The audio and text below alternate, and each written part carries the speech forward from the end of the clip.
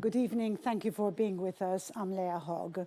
My first guest today is somebody who's finishing his 3-year mission in Malta. I am with the Charge d'Affaires of the United States Embassy, Mr. Mark Schapiro. Thank you very much for joining us today. Thank you, Leah. Nice to see you again. Grazie Hafna.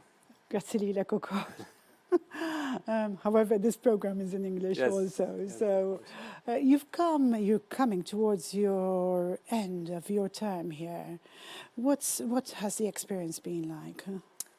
This has been a fantastic experience for me and for my wife. Our son was born here just almost 7 weeks ago. So congratulations. So we're also very familiar with the public health authorities here and the health system, which was fantastic. I would say it's been the perfect combination of the personal and the professional. So my wife is Italian. She's not that far from home, so her family is accessible. She's been able to work here. She's an art curator, and she'll be able to continue that. And then professionally, there's a lot of really good issues. You live in a tough neighborhood here. I mean, if you look at the map and you look at the crossroads of the Mediterranean, migration, Libya, smuggling, on and on and on, there's a lot to sink your teeth into, but at the same time, it's a great place to live. Great climate, people, food, culture, history. So you've integrated very well. I know we've met before several times, so yeah. I know you were very happy here. What do you think your highlights have been here, the highlights of your stay? That's a tough question because there's certainly a personal side to it and there's a professional side to it. I think professionally, I would say, as a diplomat, and I've said this before, that what you hope for, the ideal situation is a relationship where it's consultative, where you're part of each other's conversation. You don't just come to each other when you need something.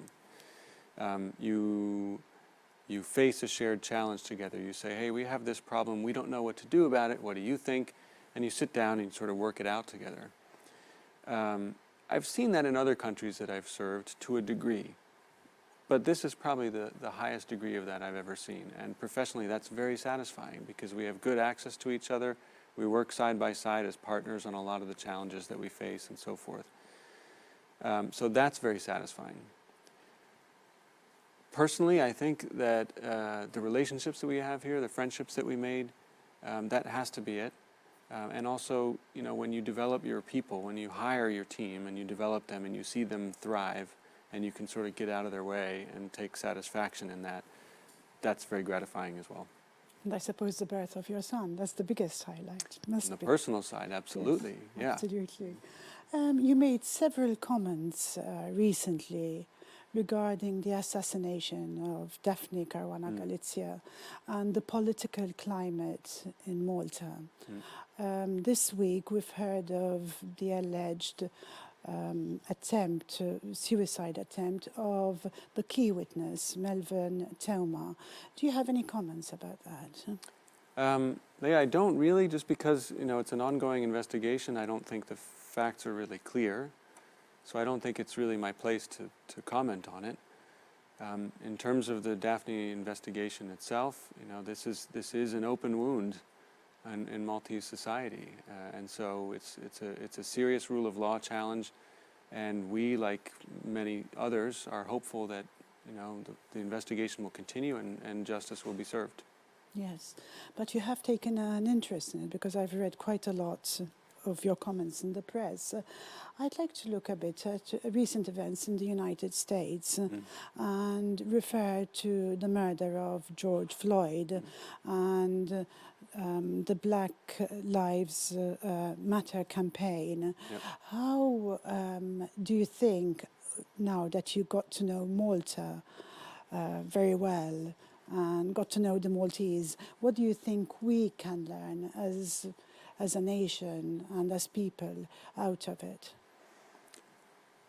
Well, Leah, I don't think that I can or should suggest to you or to the Maltese people, here's what you can learn from our experience with Black Lives Matter and with George Floyd. I can say that we have a strong set of shared values as open societies, for example. And that means, open societies are messy. they're noisy. You see the political situation in Malta, the political situation in the United States, all the issues that you deal with, all of your dirty laundry are splashed in the media every day for the world to see. That is messy, that is noisy, but I think we wouldn't want it any other way. And when you have a tradition and the right to peaceful protest, that adds a lot to a society. That has helped the United States evolve and grow over its entire history. You know, we have a line in our Constitution that says, in order to form a more perfect union, which means we're not there yet. It's always an evolving experience, right? Mm-hmm. Are things better in terms of racism and institutionalized racism than they were 50 years ago, 100 years ago? Yes, I think they are. Are we there yet? Have we reached the destination where things are as they should be? Absolutely not. So George Floyd, like so many Americans, that hurts. That really hurts to see that. Yes. And we have to work on it. We have to have, the discussion has to happen, and we have to be able to listen to each other and look at some of these structures and these practices that have been in place. I don't think that anyone is sitting out there in the United States thinking, oh, I wonder what Mark thinks about this. That's the missing ingredient. I think the point is that there are other voices that need to be heard. It's a collective, it should be a collective exercise. Yes, and the point is that there are, United States is a pluralism. It is a country of immigrants, diversity, and there are so many voices that need to be heard, not just the same ones all the time. And that, I think, is one of the lessons of Black Lives Matter. We have to do a better job of listening and honoring all of these different voices. That's the challenge, Mm-hmm. but an open society can handle that. Do you think it makes a difference in the way it was perceived between one state and another in the United States? In terms of Black Lives Matter? Black and the Lives protest? Matter, yes, absolutely. Yes, I think that's a fair comment. The United States is about federalism. So in many cases, you don't have a central national policy on any given issue. You have 50 different policies for each state. That's how the country was set up. That balance between centralized authority in Washington and states' rights, that is enshrined in the Constitution. So we knew that this tension would have to exist in the beginning, and it exists today. So you do have different experiences in different states, and not just in different states, different municipalities, different urban areas, and so forth, as they look at, one area is going to decide to defund its police force and start from scratch and build it up. Another is going to decide, no, that's not at all what we want to do. We're going to do some reforming, some internal affairs, accountability, and so forth. That's how it goes in America. There are many different approaches to this problem at the local and state level. Yes, I mean, it's such a vast place, really. Mm-hmm. For us, sometimes living here, it's very difficult to perceive living in such a vast nation, really, a big nation. It is, but there are some very, which I was surprised to discover when I came to Malta. There are some really strong similarities, Yes. culturally. Yes. And it's not just, this extreme passion for cars. It's not just that, for example. It is this sense of freedom, the sense of almost libertarian freedom. Mm-hmm. Don't tread on me, don't tell me what to do. We don't like to follow rules. We don't like some authority telling us, what it is that we should do. Mm-hmm. We tend to go in the other direction. You have that here, and we absolutely have that in the States. And so it's a similar governing challenge, I guess, for the government of Malta and for the government of the United States. You found similarities. I'd like to speak a bit about the pandemic and Malta. You've lived here for a while now. Yep. We're a small island that rely very much on tourism and hospitality. How do you think we can build confidence again? Confidence to get back the usual types of visitors we had before? Yeah, I'm not sure that the world is going to look the way it did before. You know, from my opinion, we've been doing a lot of thinking about, okay, what is diplomacy going to look like now? You know, we all got very used to Microsoft Teams and Zoom and Google Meet and all this, and teleworking and the flexibilities. And I have to say, our team at the embassy exceeded my expectations, how quickly people were able to adapt. So now that we have those flexibilities and we can accommodate them, why should we just get rid of them and reflexively go back to the way things were before? On the economic side, of course, the economic damage has to be repaired, has to be addressed. Malta is one of the world leaders in managing the pandemic, you know, the aggressive testing and the lockdown and so forth. Personally, I'm a little bit concerned about the news that we're hearing, you know, today and yesterday about what's coming out of these massive hotel parties and so forth. Absolutely. But we have to keep our guard up. I'm not a public health expert, I'm not a doctor, but I don't think we can truly rest easy until there's vaccines readily available for everyone. So I don't know what it's going to look like, but I'm not sure that, you know, just as I don't expect diplomacy to look the way it did before, I think that's going to be true of every sector of society and of the economy. I mean, many say that we nearly have to learn to live with COVID and adjust the way we live, to live with it and manage it. I think so. I think that's a fair comment.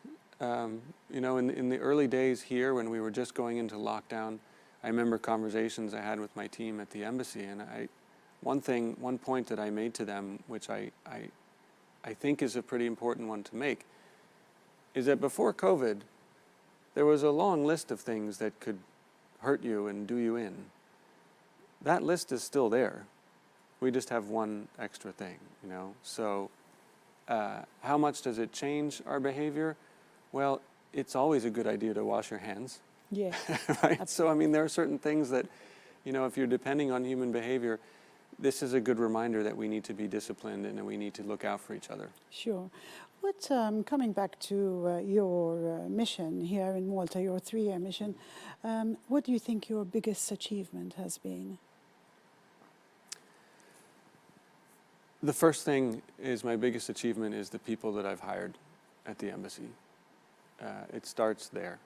Inside the State Department, Malta is a very popular post. We get a lot of candidates competing for our jobs. So we can cherry pick, we can pick the best. And investing the time in that process and hiring the right people, now I just had a meeting with my team yesterday, and I said, you know, as I prepare to leave, this is what I'm proud of, you know, that we have outstanding people working in our political and economic office, our public diplomacy office, our management section, our security office, our consular section, across the board. So that's really what I'm most proud of. So you're leaving a very strong team for the next incumbent, really. I feel I am. Absolutely. That's great. I hope great. she agrees. That's great. And she's on her way next week, right? She'll be arriving in Malta next week. She will quarantine for 14 days, and then we will be able to overlap, and I'll introduce her to, you know, the leadership of the country and so forth, and then she will take over.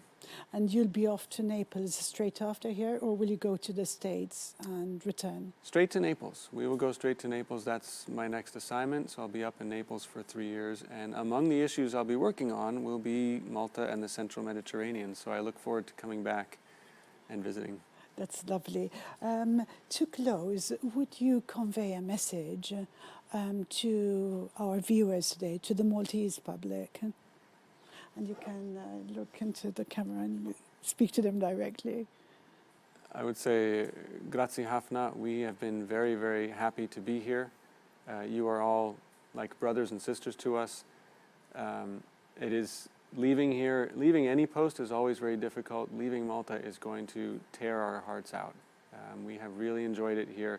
We are forever connected to Malta because it is the place where my son was born. So we will be back here to show him the land of his birth. And I wish you all well, really. The challenges that you face, are in some ways unique, but in some ways not unique. Again, this experience of shared values and the challenges that an open society faces. I admire the messiness, because we live it too, and we feel it every day in our society. So until we meet again, narakum. Thank you. Your Maltese is really quite good, I think. It's getting there, Yes. but it's hard to, on television it's a little bit, Thank you very much. Thank you. I am with Mr. Mark Schapiro from the United States Embassy. We're having a short commercial break, and I'll see you very soon.